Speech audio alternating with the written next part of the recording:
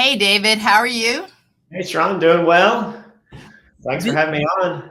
so glad to have you. This is for everyone watching. I'm Sharon Porter. I'm the Executive Vice President of Communications for INLIVIAN, and I am joined by David Johnson of Silent Images Productions. David and his team did an outstanding job on doing a short feature film on affordable housing, the subject obviously that's near and dear to us.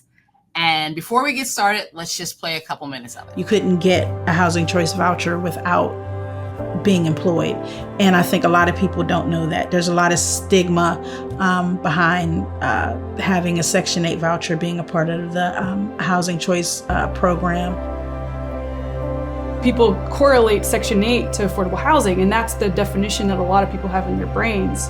But the definition is, if you're paying more than 30% of your household income towards your rent, then you're living in unaffordable housing. It's not affordable for you. Your housing burden. And the reality is that I think it's over 60% of our population here in Charlotte is actually housing burdened, which is wild to think about. David, fantastic film. So excited that you did it, and so excited that we are excited that you captured the stories that you did, and you did it so well.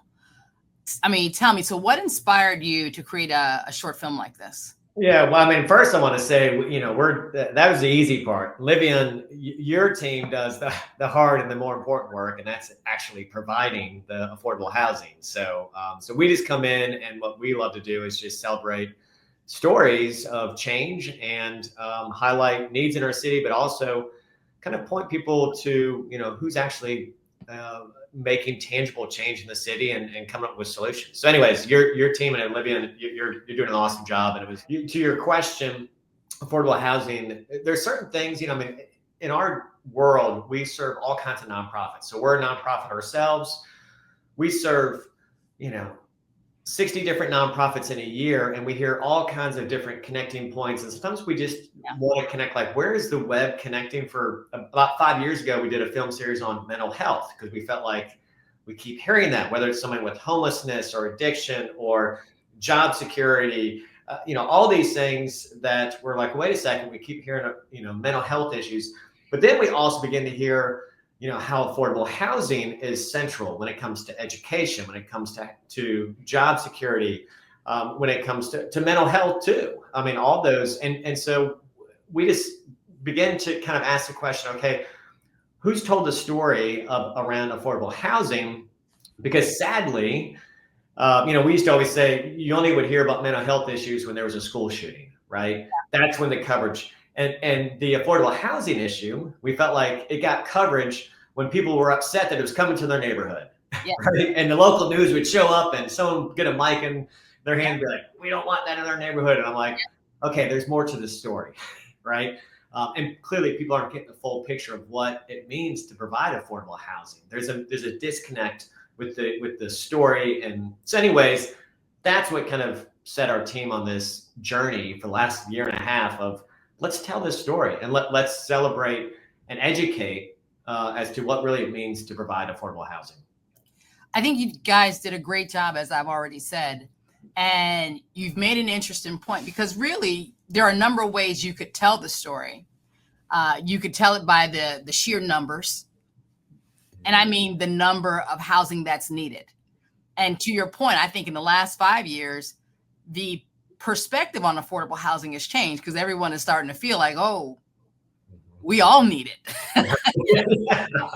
It's amazing what's changed in the past 5 years, 7 years. We all need it. My aging mom needs it. My college graduate kid needs it. My young professional needs it. Mm-hmm. My police officers need it. Mm-hmm. But you could really focus on it by pure numbers alone, the amount needed, the cost to live in Charlotte, but you chose the human side. Why did you choose the human side? Because stories are what connect us. Yeah. Right. Stories, we believe, are the bridge to empathy and understanding, and stats don't do that. The headlines don't do that. All they do is, it actually strips it of the humanity, the stats and the headlines. And that's where a lot of the division we see within all of culture begins to happen when we strip the human side of it. But when we lock eyes, human to human, we just go, oh man, you're just like my aunt, and my aunt would have loved to have affordable housing, and I would love to have someone like you in my neighborhood, right? And so, anyways, I think that's I don't know how we could tell a story without bringing the human aspect. That's just kind of the Sound Images way too. We lead with story. We believe it has the power to build bridges relationally. So what do you hope the impact will be? Listen, we know what we want, right? We want everyone to be knowledgeable. But from a filmmaker standpoint, what do you hope the impact is in Charlotte and beyond?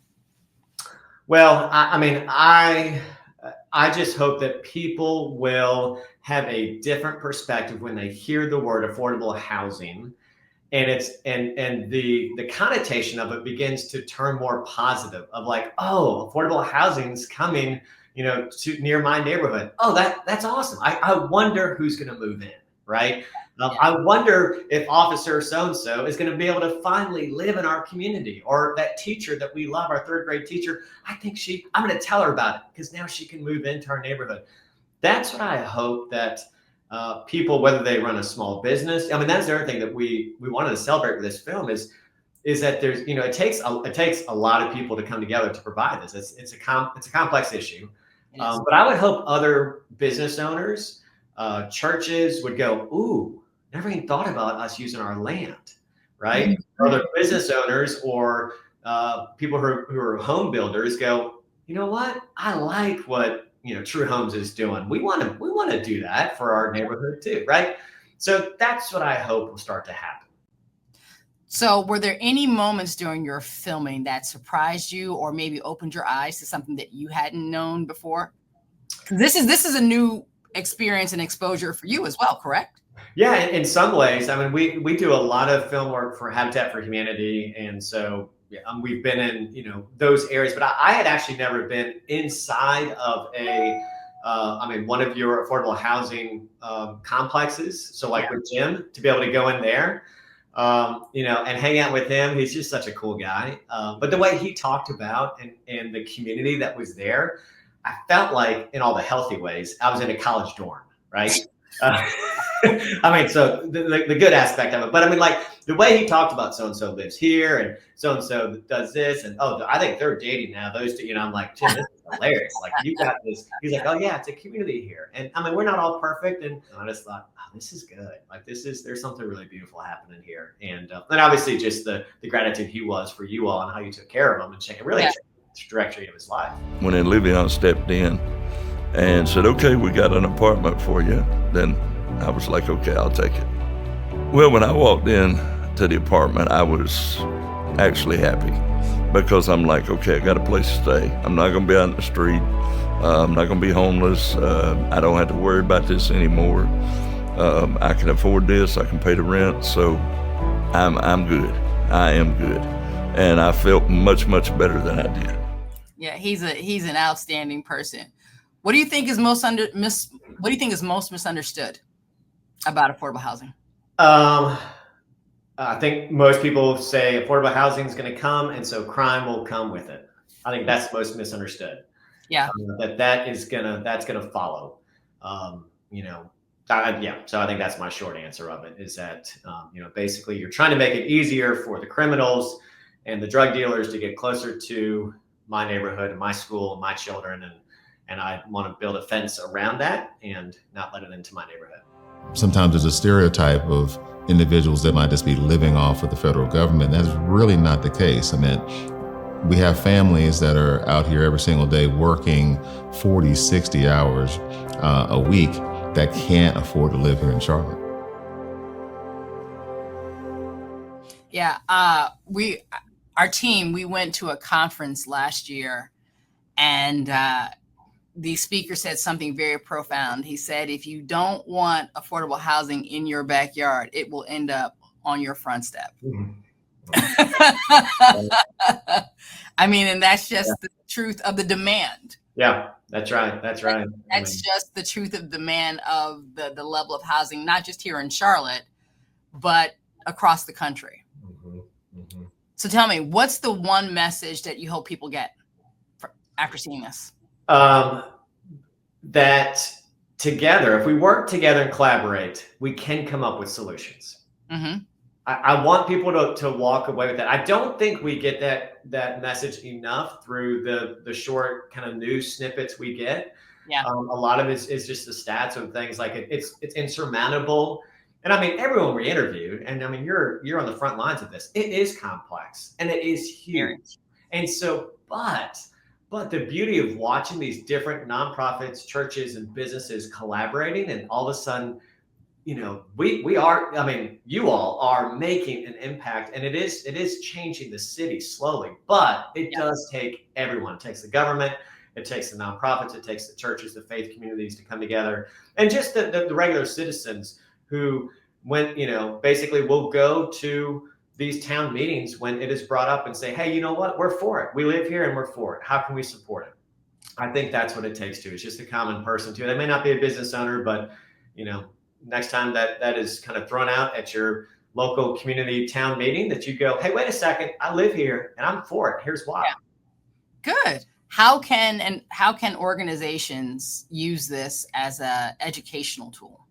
Yeah, I mean, it's free. It's out there. We intentionally create it to where it's a blessing to whoever wants to show it. So, and we also made it to where it's short enough that you could show it, you know, within any type of town meeting. You could show it within a small group at a church or faith community. You could show it in a classroom. I had one school just reach out to me saying they were doing a lot of stuff with homelessness, and saw the film and said, hey, can we show this to our class? I was like, yes, absolutely. Like, you know, so find those small groups where it at least puts everyone, it's a starting point for the conversation.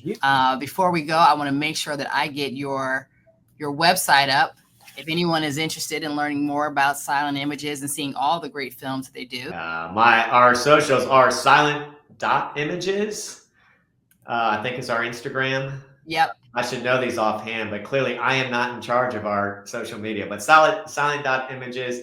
You can find us on YouTube with just punching in Silent Images, and all our stuff comes up. So wonderful. David, thank you for your time. We really appreciate all the work that you've done with us. Well, thank you. Appreciate all the work that you guys do. Take care. Bye-bye. Bye-bye.